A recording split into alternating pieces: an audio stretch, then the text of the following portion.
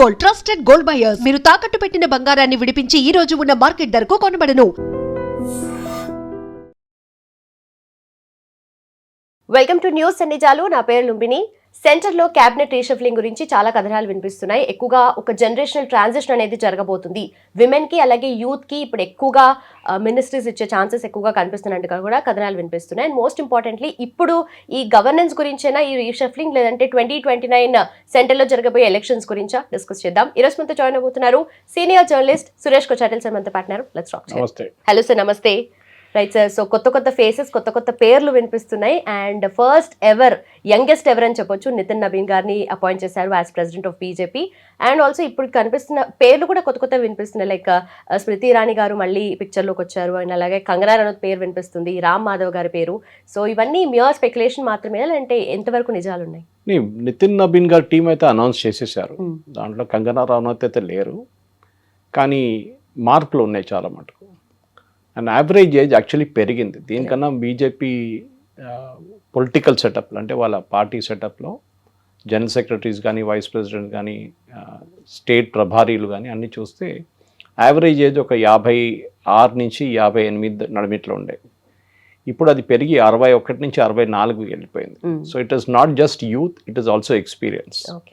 అది చాలా ఇంపార్టెంట్. ఎందుకంటే మీరు యూత్ మీద ఒకటే వెళ్తే then you will fall flat. అది దీనికన్నా ముందు కూడా జరిగింది.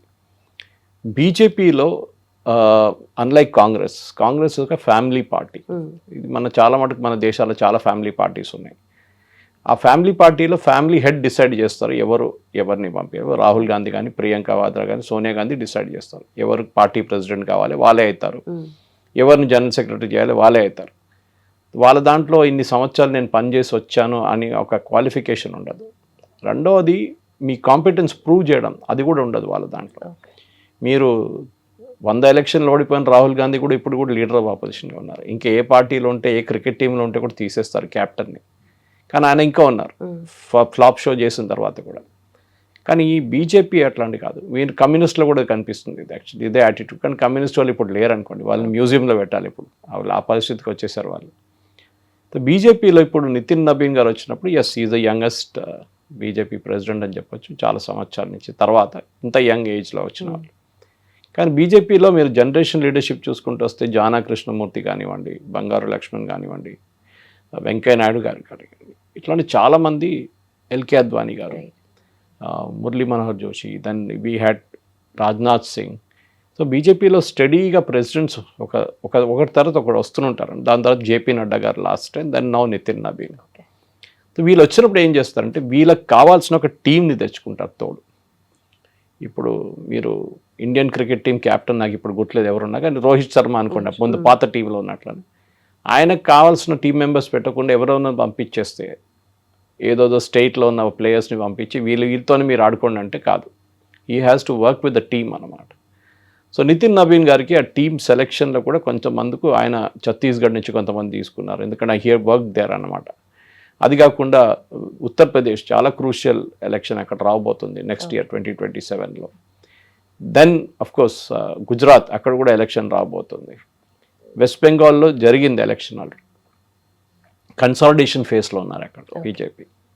ఇదన్నీ చూసుకుంటే బీజేపీ వైపు నుంచి ఇప్పుడు తీసుకొచ్చిన ఈ మార్పుల్లో చాలా మటుకు టోటల్గా 65 మంది ఉన్నారు సెటప్లో కంప్లీట్ ఈ బీజేపీ పొలిటికల్ నేషనల్ ఎగ్జిక్యూటివ్ చెప్పారు. It is a kind of a party apparatus అన్నమాట, నేషనల్ అపారటస్. దాంట్లో మీరు కొన్ని మార్పులు చూసారు. అఫ్కోర్స్ మీరు స్మృతి ఇరానీ గురించి చెప్పారు, అమిత్ మాల్వియా గారు మూవ్ అయ్యారు. సో ఇక్కడ ఏం చూస్తున్నారంటే బేసిక్లీ గ్రాస్ రూట్ ఎక్స్పీరియన్స్. మీకు ఇది ఒక పార్టీ ఎట్లాంటి వీళ్ళది భావజాలం ఆర్ఎస్ఎస్ వైపు నుంచి వస్తుంది. సో పార్టీ ప్రెసిడెంట్ తర్వాత అన్నిటికంటే పవర్ఫుల్ పోస్ట్ అనేది is the party organizing secretary. Okay, B L Santosh గారు ఆయన్ని మళ్ళీ రిటైన్ చేసుకున్నారు. వీళ్ళు యూజువలీ ఆర్ఎస్ఎస్కి బీజేపీకి ఒక బ్రిడ్జ్ లాగా పనిచేస్తారు, పార్టీ ఆర్గనైజింగ్ సెక్రటరీ అన్నమాట. అది కాకుండా కొంతమందిని ఆర్ఎస్ఎస్ నుంచి డెప్యూట్ చేస్తారు, వాళ్ళు పార్టీలో పనిచేస్తారు, మళ్ళీ వెళ్ళిపోతారు. Ram Madhav is an example of that.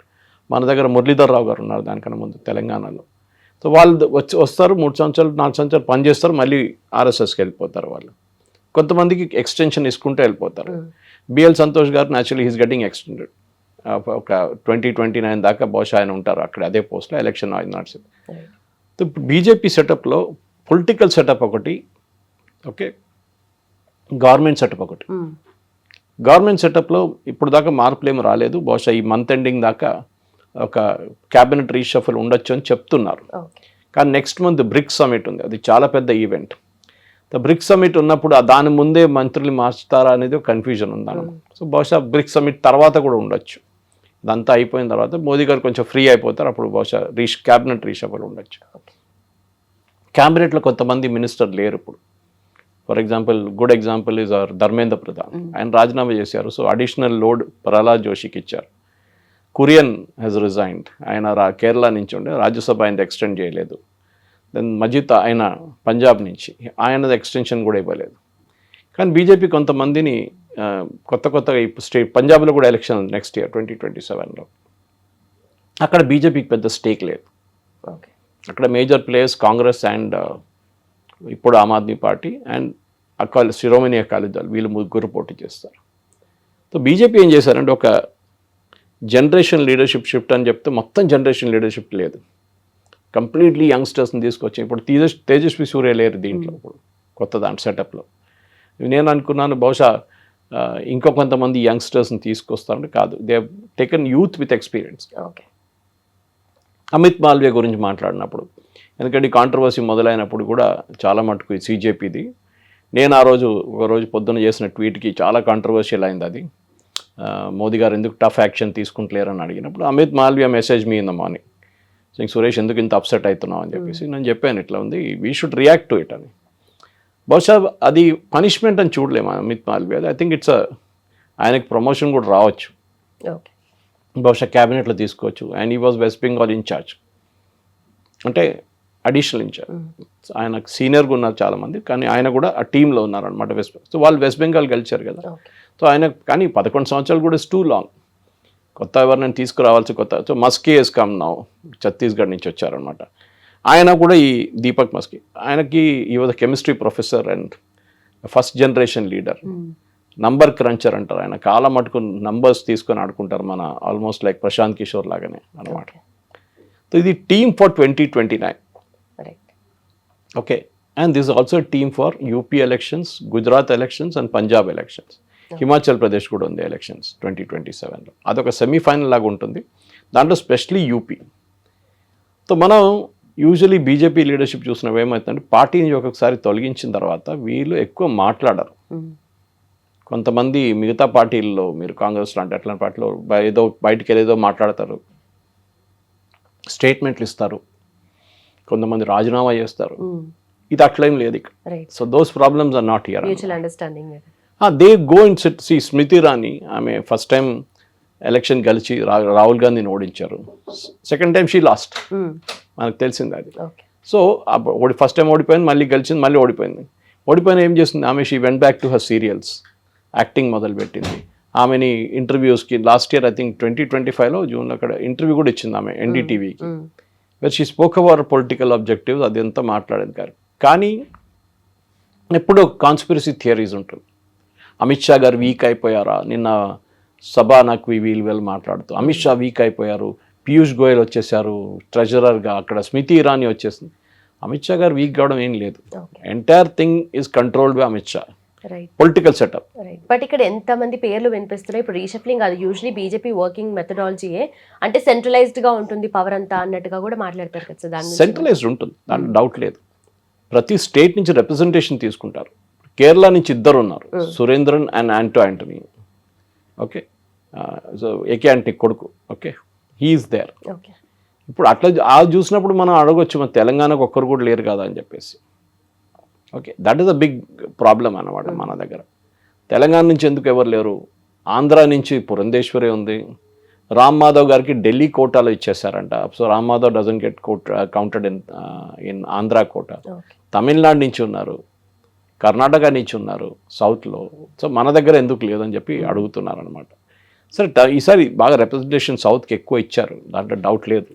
కానీ ఏమవుతుందంటే ఒక ఇమేజరీ అన్నమాట, తెలంగాణకి ఎందుకు రావట్లేదు. సో ఇవాళ చాలా మటుకు పొలిటికల్ డిస్కషన్ దాని మీద నడుస్తుంది. ఎందుకంటే ఇక్కడ ఎలక్షన్ లేదని చెప్పి ఇంకా సీరియస్గా తీసుకుంటలేరా, లేకుంటే ఎందుకంటే ఈ టీమ్ ఇస్ ఫర్ 2029 కదా. రైట్. సో ఆబ్వియస్లీ 2029 టీం ఉన్నప్పుడు న్యాచురల్లీ వాళ్ళు చూసుకుంటారు వాళ్ళు మనకేమొస్తుందని చెప్పి. సో ఇప్పుడు చెప్పిన దాని ప్రకారం 51 of 65 office bearers are new, అంటే 65లో 57 మంది కొత్త వాళ్ళు. ఓకే. సో ఎంతమంది old, that's only about 51 + 10 16 14 people are old team నుంచి. ఓకే. దాని నుంచి 7 అది 5 సదర్న్ స్టేట్స్ నుంచి వచ్చారు, మనది కాకుండా, తెలంగాణ కాకుండా.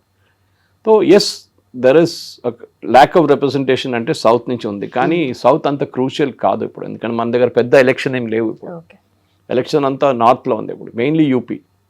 సో అక్కడే స్మృతి ఇరానీ తీసుకొచ్చారు and she's been made in charge of this one. Usually vice ప్రెసిడెంట్స్కి ఎక్కువ రోల్ ఉండదు, రామ్ మాధవ్ లాంటి వాళ్ళు, కానీ వాళ్ళు ఆ పదవిలో ఉన్నప్పుడు కూడా వాళ్ళ స్టేచర్ ఉంటుంది చూడండి, అది వాళ్ళు లెవరేజ్ చేసుకుంటారు. Otherwise it's very ornamental. Vasundhara Raje ఆమె ఏం చేసుకుంటుంది, షీ కెనాట్ డూ ఎనీథింగ్, ఆమె పెద్ద పవర్ కూడా లేదు ఆమెకి. ఒక ఆర్నమెంటల్ పోస్ట్, మీరు పార్టీకి చాలా కష్టపడి పనిచేశారు చాలా సంవత్సరాలు, so you take this vice president post, అక్కడ కూర్చోండి.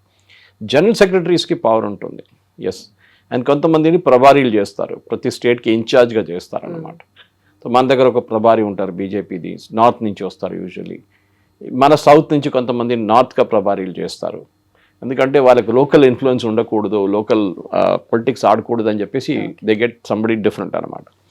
సో దాని అడిబిట్లో పీయూష్ గోయల్ తీసుకొచ్చారు. Piyush Goyal is the treasurer నా and also the commerce minister. ఆయన చాలా డెలికేట్ నెగోసియేషన్ యుఎస్తో నడుస్తుంది, ట్రేడ్ డీల్. ఆ టైంలో ఆయన్ని క్యాబినెట్ నుంచి తొలగిస్తారంటే కాదు, I don't think it will happen. Treasurer అనేది ఒక ఫుల్ టైం జాబ్ కాదు. ఓకే, ఇన్ఫ్యాక్ట్ పీయూష్ గోయల్ గారు వాళ్ళ ఫాదర్ కూడా ఆల్మోస్ట్ 20 years బీజేపీ ట్రెజరర్గా ఉన్నారు. ఆయన మూవ్ అవుట్ చేసిన తర్వాతనే పీయూష్ గోయల్ వచ్చారనమాట ఆ పదవిలో. Of course is a chartered accountant, అదంతా అడ్వాంటేజ్ ఉంది యాజ్ అ ట్రెజరర్ అనమాట, మీకు తెలుసు ఎట్లా. అండ్ ఒక ఎలక్షన్ వచ్చినప్పుడు డబ్బులు చాలా ఇంపార్టెంట్ ఉంటుంది. సో ఎట్లా మేనేజ్ చేయాలి, ఏం మేనేజ్ చేయాలి, ఫండ్స్ ఎక్కడి నుంచి జనరేట్ చేయాలి, ఇదన్నీ ఉంటుంది అనమాట. సో పీయూష్ గోయల్ గారు is a veteran at that point. ఇప్పుడు బీజేపీ వైపు నుంచి అడిగితే నెక్స్ట్ స్టెప్ ఏంటి, అది చాలా క్రూషియల్గా ఉండబోతుంది. అమిత్ మాల్వియా గారిని మార్చారని again I don't believe in it, కానీ బీజేపీది ఒక వీక్ పాయింట్ ఏంటంటే వాళ్ళ సోషల్ మీడియా. ఒక టైంలో బీజేపీ సోషల్ మీడియా అనేది కాంగ్రెస్ని 2014లో ఓడించింది బీజేపీ సోషల్ మీడియాని. ఆ టైంలో ప్రశాంత్ కిషోర్ వాజ్ విత్ మోదీ గారు, వాళ్ళ టీమే మేనేజ్ చేశారు క్యాంపెయిన్ అంతా. కానీ ఎక్కడో బీజేపీకి లాస్ట్ ఒక 5 సంవత్సరాల్లో సోషల్ మీడియాలో కొంచెం వెనకకి వెళ్ళిపోయారు వాళ్ళు.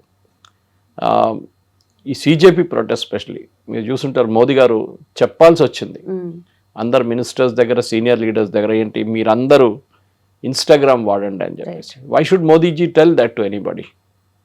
ఓకే, అదొక పెద్ద క్వశ్చన్ అనమాట. వాళ్ళే చేయాలి ఉండే కదా.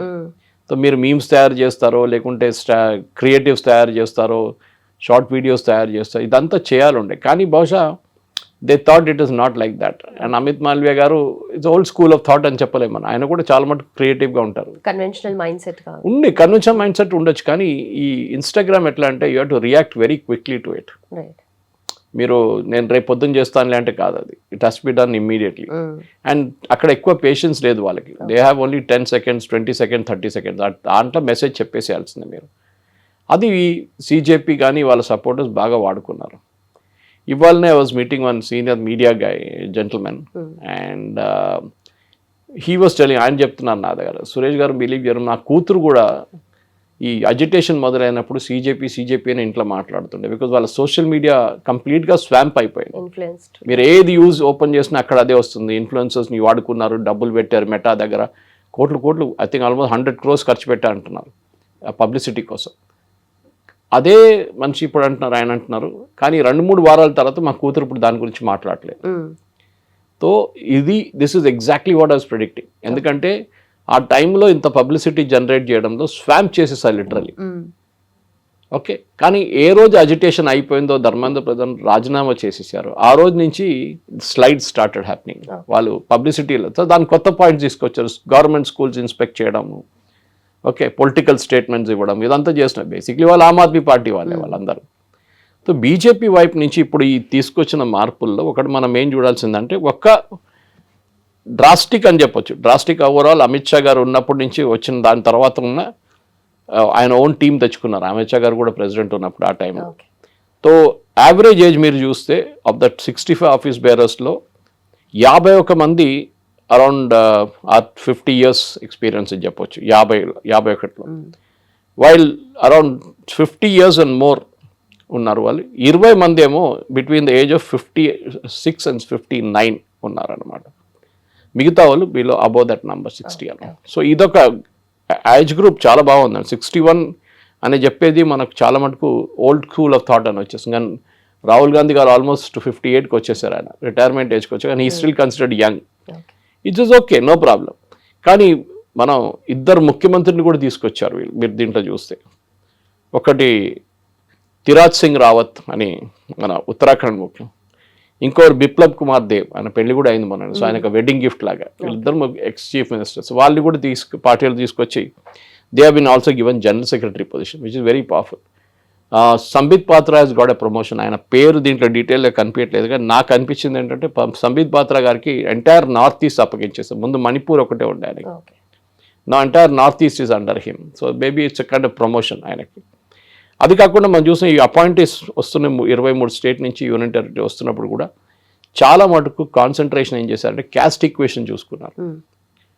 అది మీరు కష్యత్ ఉండొచ్చు, మీరు బ్రాహ్మిన్స్ ఉండొచ్చు, మీరు ఓబీసీస్ ఉండొచ్చు, ఓబీసీస్లో అగైన్ కేటగిరీస్ ఉండొచ్చు, అట్లా అపాయింట్ చేశారనమాట.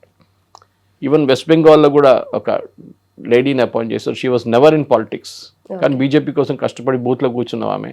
She was appointed as one of the general secretary. So అట్లాంటి చాలా మందిని తీసుకొచ్చారు వీళ్ళు. సో మోదీ గారు కూడా దీని గురించి ట్వీట్ చేస్తూ అన్నారు, న్యూలీ అపాయింటెడ్ మెంబర్స్ని అందరినీ కంగ్రాచులేట్ చేస్తున్నారు. Grass root experience, organizational experience, ఇదన్నీ ఒకటేసారి తీసుకొస్తున్నప్పుడే పార్టీ పనిచేస్తుంది అని చెప్పేసి.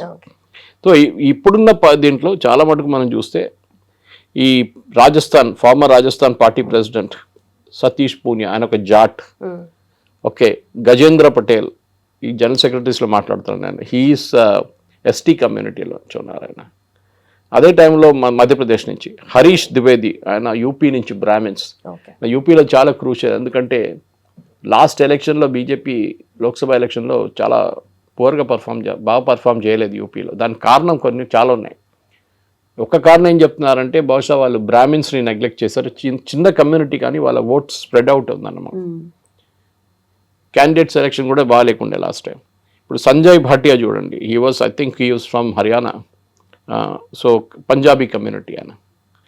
వీళ్ళందరూ తీసుకొచ్చారు డిఫరెంట్ కమ్యూనిటీస్ నుంచి, బ్రాహ్మిన్స్ కానీ ఈ చెప్పినట్ల జాట్లు కానీ, వీళ్ళందరినీ స్పెసిఫిక్ పంజాబీ కమ్యూనిటీ వీళ్ళు తీసుకొస్తే బీజేపీ క్రాస్ రిప్రజెంటేషన్ ఇస్తున్నారు.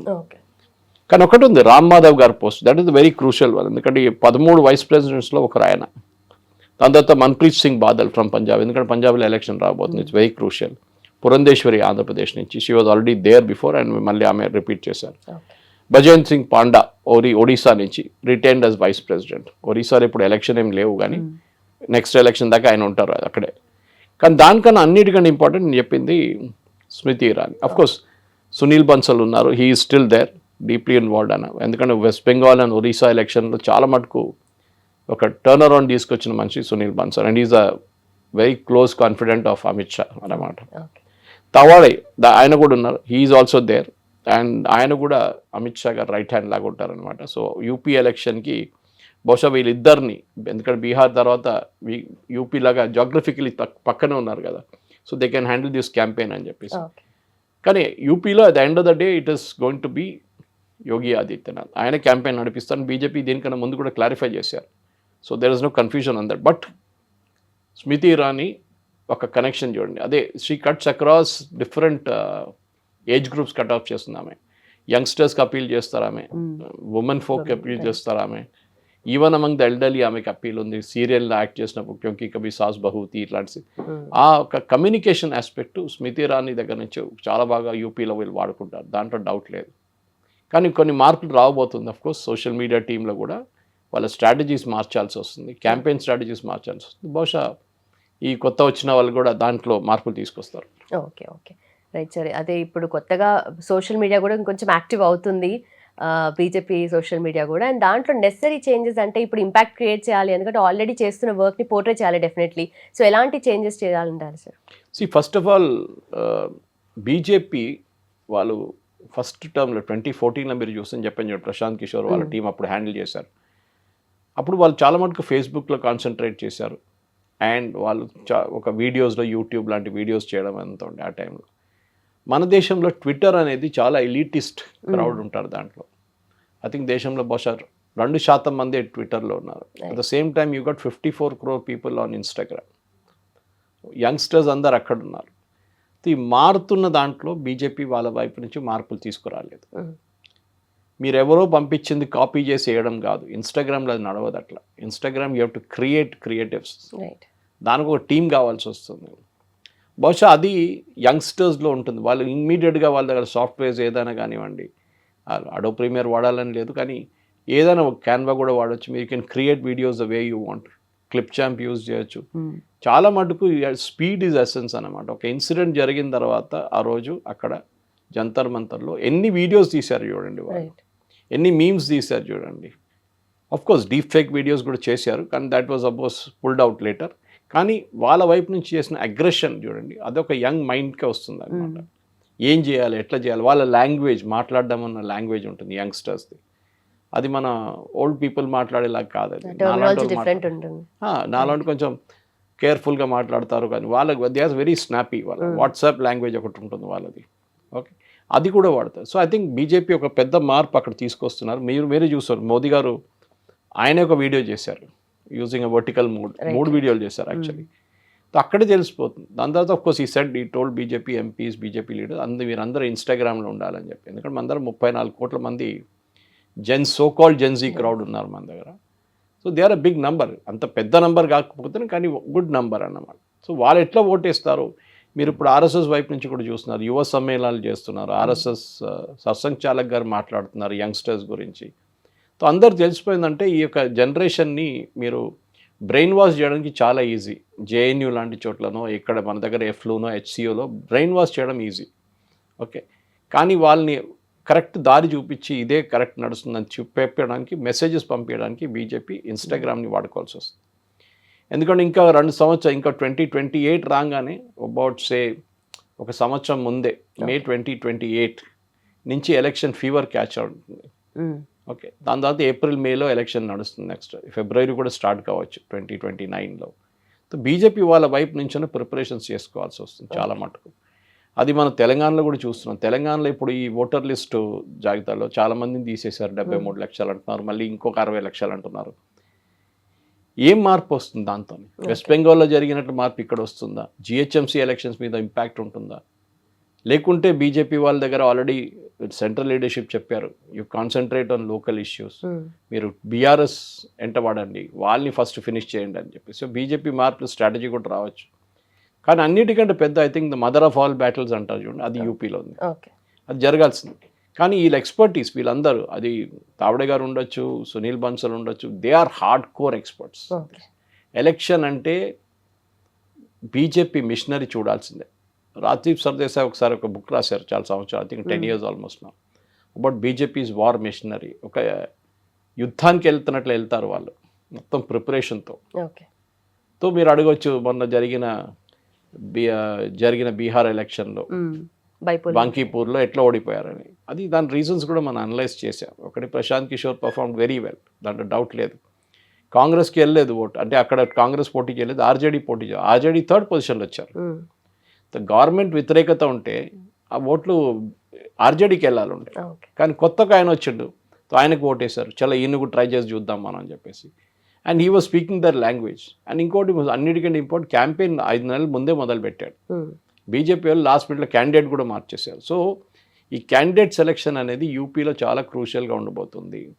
అండ్ యూపీని మీరు ఒక బ్యాక్గ్రౌండ్గా స్మృతి ఇరానీ వాడుకుంటారు. Sir father is a Punjabi, అమ్మగారు ఏమో బెంగాలీ, అండ్ ఈమె 2 లాంగ్వేజ్ చాలా ఫ్లూయెంట్గా మాట్లాడుతుంది. And better part of northern UP Punjabis ఉంటారు మన దగ్గర. పిలిభీత్ అంతా ఆ ఏరియాలో మనీకా గాంధీ ఎక్కడి నుంచి పోటీ చేసుకెళ్తారు, వరుణ్ గాంధీ కూడా ఒకసారి. సో ఆ ఏరియాస్లో Punjabi speaking will really work అనమాట.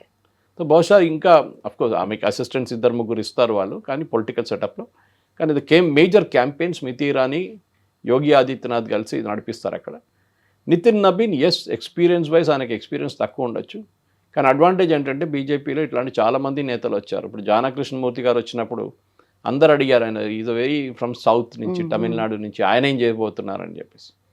కానీ ఆ 2 సంవత్సరాల పదవిలో ఉన్నప్పుడు చేసుకుంటారు వాళ్ళ వైపు నుంచి. They might not be the same stature as Amit Shah కానీ ఈవెన్ జేపీ నడ్డా గారు కానీ, కానీ చేస్తారు. బీజేపీ అంటే నేను చెప్పాను చూడండి, ఎక్స్ప్లెయిన్ చేశాను, it is a war machinery. వాళ్ళ దాంట్లో మీరు ఎన్ని సంవత్సరాలు ఫీల్డ్లో పనిచేశారు, మీరు ఎట్లాంటి రిజల్ట్స్ తీసుకొచ్చారు, దానిలాగానే అప్రైజల్ లాగా చేసి వాళ్ళని ప్రమోషన్ ఇస్తారు. అది ఇప్పుడు జరిగిందన్నమాట. కానీ still there is lot to catch up, especially కమ్యూనికేషన్లో. బీజేపీ వైపు కమ్యూనికేషన్ సెల్ చేంజ్ చేయలేదు, కానీ ఐటీ సెల్లో మార్పు వచ్చింది. దాని ఇప్పుడు పేరు మార్చి సోషల్ మీడియా సెల్ అని చేస్తున్నారు అనమాట. Right sir, right. And also very calculative steps అయితే డెఫినెట్లీ ఇప్పుడు బీజేపీ టైం అయితే వచ్చిందంటారా? సిజేపీని వీళ్ళంత సీరియస్గా తీసుకోక్కర్లేదు. వీళ్ళకి థ్రెట్ ఉన్నది బీజేపీకి మెయిన్గా యూపీఏ. రైట్. ఒకసారి ఈ ఎలక్షన్ గెలిచారనుకోండి, 400+ సీట్స్ ఉన్న యూపీలో, హ్యూజ్ స్టేట్. ఇక్కడ బీజేపీ ఈసారి majority or close to 2/3 majority వస్తే బీజేపీకి 2029 ఎలక్షన్ స్వీప్. ఎందుకంటే ఎప్పుడు చెప్తారు చూడండి, యూపీ ఎవరు గెలుస్తారో వాళ్ళే గవర్నమెంట్ ఫామ్ చేస్తారు ఢిల్లీలో. That is true. Root of Delhi is through UP అంటారు. అది ఇప్పుడు కూడా అంతే. 80 సీట్లు ఉన్నాయి. 540 సీట్లు, 80 సీట్లు అంటే హ్యూజ్ నంబర్. కానీ మోదీ గవర్నమెంట్ కొన్ని మార్పులు తీసుకురాబోతున్నారు. అంటే ఇవాళ మళ్ళీ న్యూస్ వచ్చింది, women's reservation bill, amendment act తీసుకొస్తారు, దాంతోపాటు డీలిమిటేషన్ తీసుకొస్తా అంటున్నారు. ఏం జరుగుతుందో తెలియదు. సో అది వస్తే మొత్తం గేమ్ అంతా మారిపోతుంది కంప్లీట్గా. ఫర్ ఎగ్జాంపుల్, రేపు హైదరాబాద్ కాన్స్టిట్యున్సీ ఒక రిజర్వ్డ్ ఉమెన్స్ కాన్స్టిట్యున్సీ అంటే ఏం చేస్తారు వీళ్ళు? ఇప్పుడు ఓవైసీ ఏం చేస్తారు? మొన్నదాకా ఆయన ఫుల్ ఎఫర్ట్ ఎక్కడ పెట్టారు? వాళ్ళు గెలుస్తారు, వాళ్ళ పార్టీ నుంచి ఎవరైనా లేడీ క్యాండిడేట్ని పెడతారు, వాళ్ళు గెలుస్తారు, ఆమె డమ్మీగా ఉండిపోతుంది. కానీ నంబర్ ఆఫ్ సీట్స్ ఇంక్రీజ్ అయినప్పుడు న్యాచురలీ ఒక టెన్షన్ ఉంటుంది. 830, 840 ఎంత అయితే కానీ నంబర్ ఆఫ్ సీట్స్ మీద పోటీ. అప్పుడు యూపీ 80 నుంచి 120కి వెళ్తుంది. అన్ని స్టేట్స్ 50% ఇంక్రీజ్ అవుతుంది వాళ్ళ సీట్ మీద. అదొక పెద్ద ఛాలెంజ్గా రాబోతుంది. ఎందుకంటే మళ్ళీ మేనేజ్ చేయడంలో మీరు ఇంత మెషినరీ మేనేజ్ చేయాలంటే మీకు అంతమంది బూత్ లెవెల్ వర్కర్స్ కావాల్సి వస్తుంది. ఎప్పుడు అమిత్ షా గారు చెప్తుంటారు, booth management is the key. బూత్లో ఎంతమంది ఉన్నారు, 10 మందో 15 మందో బీజేపీ వాళ్ళు ఉన్నారు, కాంగ్రెస్ వాళ్ళు ఎంతమంది ఉన్నారు చూసుకోవాల్సి. అది చాలా ఓటర్స్ని బూత్లో తీసుకురావాల్సి వస్తుంది. కానీ ఇప్పుడు మనం చూస్తున్నాం, మన ఎస్ఐఆర్ ప్రాసెస్లో కూడా చాలా మటుకు ఫేక్ ఓటర్స్ని తీసేశారు. సో అదొక మేనేజ్ చేయడంలో కొంచెం ఈజీ అయిపోయింది అనమాట. ప్రతి స్టేట్లో తమిళనాడులో 1 కోటి మందిని తీసేశారు, వెస్ట్ బెంగాల్లో 1 కోటి మందిని తీసేశారు, గుజరాత్లో 2 కోట్ల మందిని తీసేశారు, 2 కోట్ల 30 లక్షలు, యూపీలో 3 కోట్ల 60 లక్షల మందిని తీసేశారు లిస్ట్ నుంచి. సో స్టేట్ స్పెసిఫిక్ కాదు ఇది. కానీ బీజేపీ వైపు నుంచి కూడా మనం చూస్తున్న మటుకు చాలా మటుకు ఈ మార్పులు తీసుకొస్తున్నారు చూడండి. అది yes, it's a big change. ఎందుకంటే రామ్ మాధవ్ కానీ, బిప్లబ్ దేవ్ కానీ, స్మృతి ఇరానీ కానీ, బీజేపీ నేషనల్ టీంలో yes there is a thing which is different అన్నమాట. సో సునీల్ బన్సల్ కానీ, వినోద్ తావడే గారు కానీ, వీళ్ళందరూ దే ఆర్ ద మోస్ట్ క్రూషియల్ పీపుల్. వాళ్ళు ఉన్నారు, ఎక్కడికి వెళ్ళలేదు. దాంట్లో స్మృతి ఇరానీ అండ్ బిప్లబ్ దేవ్ని యాడ్ చేశారు. As we discussed, Piyush Goyal will be the treasurer. Deepak Maski ఏమో ఇప్పుడు కొత్త అమిత్ మాల్వియా గారిని రీప్లేస్ చేస్తారు సోషల్ మీడియా కన్వీనర్గా. సో ఓవరాల్ చూస్తే ఎస్, కానీ మొత్తం హోల్సేల్ మార్పు వచ్చిందా అంటే లేదు. కొన్ని కండిషన్స్తో చేశారు. ఎక్స్పీరియన్స్ ప్లస్ యూత్ 2 తీసుకొచ్చారు. At the same time BJP ఇప్పుడు స్టేట్ లెవెల్కి వెళ్ళినప్పుడు అక్కడ ఇంకా మార్పులు రాబోతుంది. ఈ స్టేట్ లెవెల్లో కూడా ఇదే మార్పులు స్టేట్ లెవెల్ కనిపిస్తుంది మీకు ఇప్పుడు. ఒకసారి స్టేట్ లెవెల్ ఎలక్షన్స్, ప్రెసిడెంట్స్ అక్కడ లోకల్ బాడీ ఎలక్షన్స్లో వాళ్ళు స్టేట్ లెవెల్లో ఆఫీస్ బేరర్స్ని సెటప్ చేస్తున్నారు. అక్కడ కూడా చాలా మటుకు మార్పులు తీసుకురావాల్సి వస్తుంది. They have to up the game, ఇంగ్లీష్లో అంటారు. మీ గేమ్ మార్చాల్సింది. ఎందుకంటే communication is the most crucial. ఇప్పుడు ఎవ్వరు కానీ అని మొబైల్లో ఉంటారు అందరూ. They all are looking at mobiles. ఆ మెసేజెస్ అక్కడి నుంచి వెళ్తుంది. మీరు న్యూస్ పేపర్లో ఫుల్ పేజ్ యాడ్లు ఇస్తే ఎవరు చూడరు. టెలివిజన్ యాడ్ ఉంటే ఎవరు దాని ముందు ఉండరు. So you have to go on YouTube, you have to go on Instagram, మీరు ఫేస్బుక్ అంతా. కానీ మోస్ట్లీ ఇన్స్టాగ్రామ్లో విజువల్ ఇమేజరీ అనేది ఇన్స్టాగ్రామ్లో ఉంటుంది. దాన్ని మాస్టర్ చేయడం అనేది ఒక ఆర్ట్ యాక్చువల్లీ. అది బీజేపీ వాళ్ళు నేర్చుకోవాలి. మోస్ట్ ఇంపార్టెంట్లీ లోకల్ లెవెల్లో నేర్చుకోవాలి. ఓకే, అది మీరు తెలుగులో ప్రొడ్యూస్ చేస్తారా, కన్నడలో ప్రొడ్యూస్ చేస్తారా, లేకుంటే తమిళ్లో చేస్తారా, ఏదైనా చేయండి, కానీ ఆ లోకల్ లెవెల్లో మీకు చేయాల్సి వస్తుంది. మీరు కాదు మేము ఢిల్లీ నుంచి పంపించిన క్రియేటివ్ యూస్ చేస్తామంటే అది పనికి రాదు. లోకల్ ఇష్యూస్ చాలా ఇంపార్టెంట్ ఉంటుంది. చూద్దాం తెలంగాణలో కూడా ఏం చేస్తారనేది. ఎందుకంటే ఒక్కరు కూడా ఇక్కడి నుంచి ఇప్పుడున్న కమిటీలో వెళ్ళలేదంటే అది కొంచెం, ఎందుకంటే ఆల్మోస్ట్ 65 మంది ఆఫీస్ బేరర్స్లో ఒక్కరైనా తెలంగాణ నుంచి ఒక్కరు కూడా లేరు. That is a big disappointment. But I think కొంతమంది అన్నారు తర్వాత చూద్దాంలే ఏమైనా వస్తుంది, మార్పులు వస్తుందేమో అని. కానీ మేబీ నితిన్ నబీన్ కానీ అమిత్ షా గారు కానీ వాళ్ళు థాట్ అబౌట్ ఇట్. కానీ ఎవరు లేరు కదా ఇప్పుడు, అంత అవసరం లేదు తెలంగాణ నుంచి అనుకుంటారు. కానీ కేరళ నుంచి ఇద్దరు తీసుకున్నప్పుడు ఇక్కడ కూడా ఒకరినైనా తీసుకోవాలి. But it's a disappointing thing. But it's okay, no problem. అది బీజేపీ తెలంగాణ వాళ్ళు కూడా ప్రూవ్ చేయాలన్నమాట. That we are important, we can do things అని ప్రూవ్ చేస్తే బహుశా నెక్స్ట్ రౌండ్ ఆఫ్ రీషఫుల్ అక్కడ కూడా కొంతమందిని తీసుకుంటారు వాళ్ళు. Okay okay. బట్ సార్ నిజంగా ఇది గవర్నెన్స్ పరంగా చూస్తుంటే అంత ఈ పాయింట్ ఆఫ్ టైంలో అవసరం అంటారా? ఎందుకంటే పాలసీ మేకింగ్ విషయంలో కూడా చేంజెస్ అవుతూ ఉంటాయి కదా, ఇప్పుడు ఇన్స్టిట్యూషనల్గా ఇన్స్టెబిలిటీ అనేది వస్తుంది కదా. గవర్నమెంట్ వైపు మార్పులు వస్తుంది, కానీ మీరు ఒక ఫైనాన్స్ మినిస్టర్ని ఎవ్రీ 2 years చేంజ్ చేస్తే స్టెబిలిటీ ఉండదు.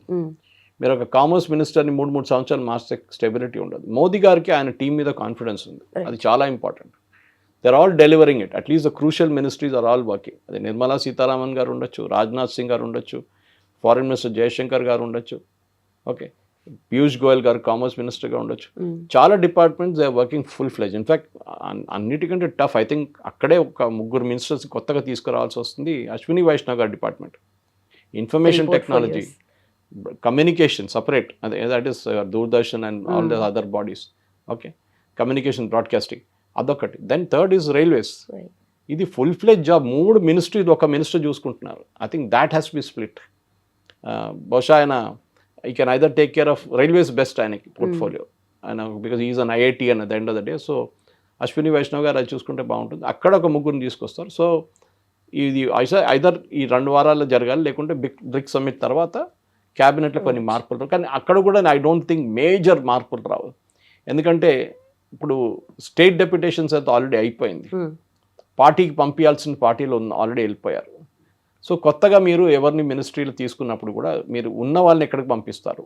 You have to send them to states which have got elections coming up. అక్కడ యూపీ ఉందన్నమాట, హిమాచల్ ప్రదేశ్ ఉంది, గుజరాత్ ఉంది, పంజాబ్ ఉంది.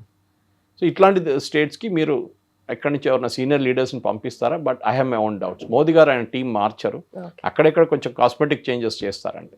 Right. Done sir, thank you so much. Thank you very much.